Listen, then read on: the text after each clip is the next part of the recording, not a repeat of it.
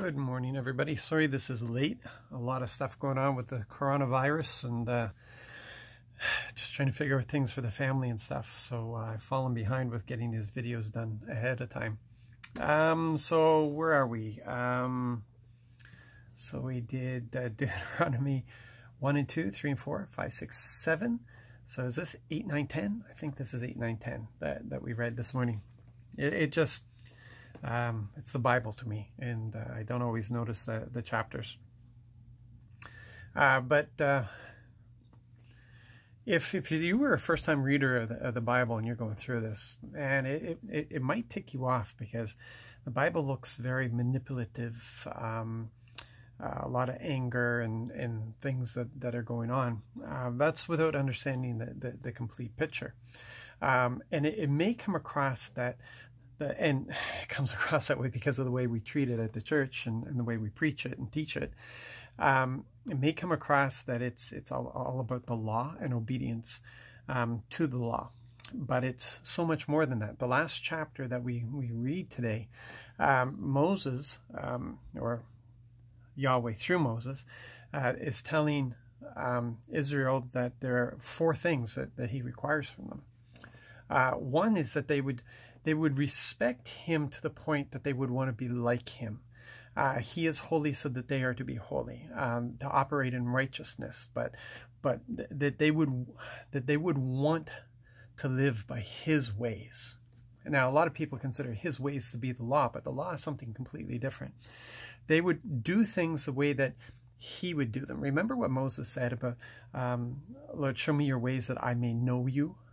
So he wanted to see how the Lord makes decisions and does things so that he could know him. So Yahweh has invited them to this relationship, and he says, to respect me is to be like me.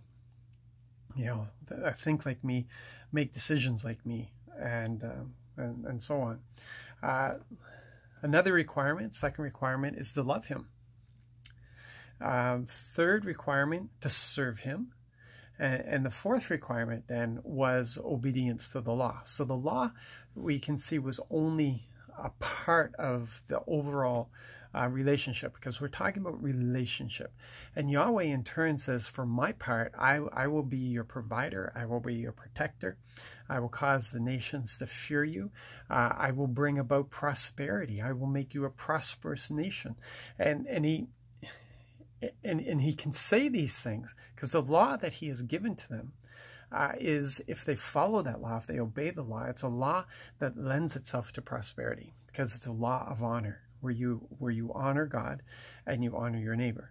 And in any system that honor is the base, then honor from love, then it lends itself. When people have your back, you feel free to be able to take risks and such in business and those sort of things, and knowing that people have your back because you have their back. And it just creates this wonderful atmosphere. So now in what we have under the new covenant is we have so much more that he gives to us, the right to be called the sons of God. He has opened us up not just to be his people, but to be his children. And we have his constant presence in us. Not just that he is in the church. He is in each of us, and we are grafted into him, and we are his.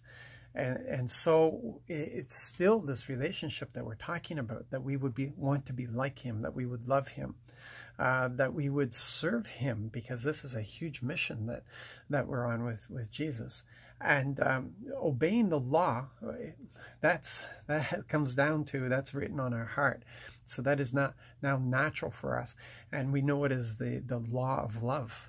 The law of love will govern us. The law of love will see that the law before was to dictate the actions of people, but now that law of love, which puts the law, makes it part of our DNA, writes it upon our heart, is who we are. It's actually who we are.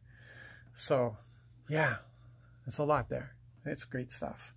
You guys be blessed today. Be encouraged. I love you. Take care of yourself. Be careful. Wash those hands. God bless.